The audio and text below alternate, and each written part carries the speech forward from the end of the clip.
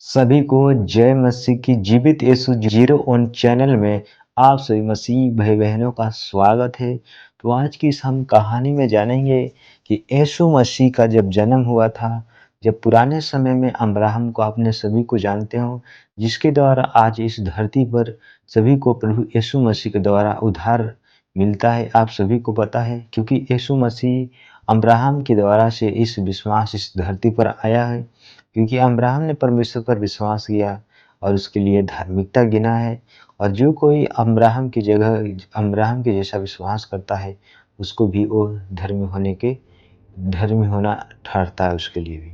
तो आज हम इस कहानी में जानेंगे कि अब्राहम से लेकर दाऊद तक 14 पीढ़ी बीत गई थी, जबकि बेबीलोन को जब पहुंचाए जाने से, जब उसमें बंदी होकर पहुंचाए जाने के समय से लेकर वो 14 पीढ़ी हो गई थी, अब्राहम से लेकर दाऊद तक। तो आज हम इसके प्रभु यीशु का जो जन्म है उसके बारे में आज इस कहानी में हम बात करते हैं। जबकि यीशु मसीह का जन्म इस प्रकार हुआ कि जब उसकी माता मरियम की मंगनी यूसुफ के साथ हो गई, तो उनके इकट्ठा होने से पहले ही वो जो पवित्र आत्मा के द्वारा वो गर्भवती पाई गई मरियम। अतः जबकि यूसुफ ने जो धर्मी था, उसे बदनाम करना नहीं चाहता था। वो चाहता था कि हम उसको चुप्पे से उसको त्याग दें, उससे हम शादी न कराए। मतलब आप सभी को पता होगा कि जो मंगनी होता है, उस समय का मंगनी जैसे कि आज के समय में ये होता है, जैसे होते हैं परीक्षा बोला जाता है।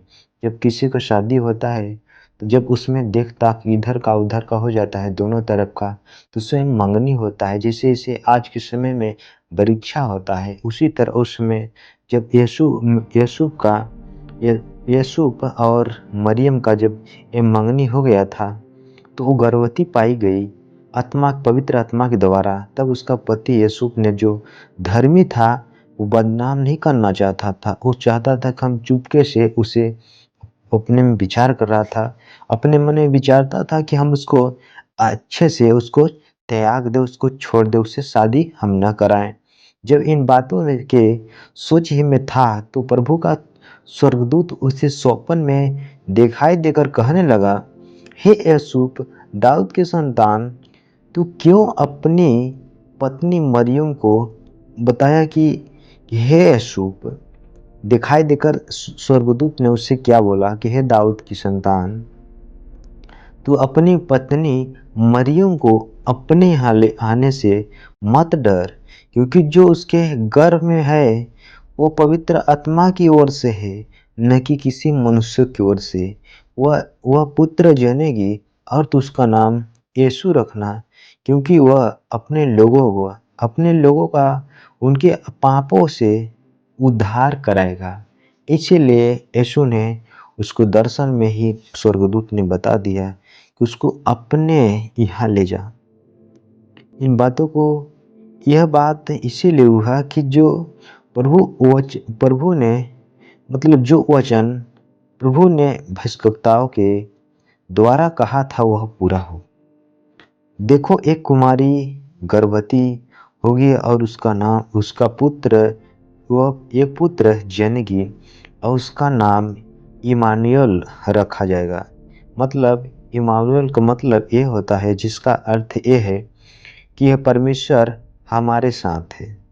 तब यूसुफ इस चीज को जब सोपन से जब यूसुफ ने नींद से जाग कर प्रभु के दूत जो कहा था कि आप मरियम को अपने घर ले जाएं, आप इस चीज से मत डराएं। ये चीज यूसुफ अपने उस सोपन में इस चीज को देख रहा था।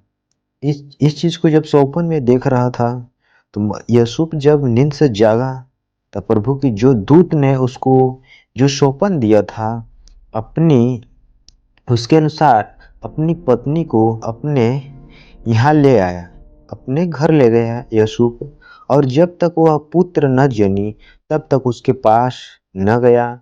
जब पुत्र हो गया, तो उसका नाम यीशु रखा। तो मित्रों, आप लोगों ने इस कहानियों में आप लोगों ने सीखा कि जो मरियम के द्वारा यीशु मसीह उत्पन्न हुए, किसी मनुष्य की इच्छा के अनुसार नहीं हुए हैं, न यीशु के द्वारा हुए हैं। वो हुए हैं तो सिर्फ पवित्र आत्मा के द्वारा यीशु मसीह इस बार धरती पर जन्म लिए हैं, और यीशु मसीह जैसा कोई पवित्र इस धरती पर नहीं रहा। तो मित्रों, आप लोगों ने इस कहानी में समझ गए होंगे, और मैं आपको इस पार्ट को अगले अगले वीडियो में मैं आपको दिखाऊंगा। तब तक सभी को गॉड ब्लेस यू। आपको मिलूंगा नेक्स्ट वीडियो में।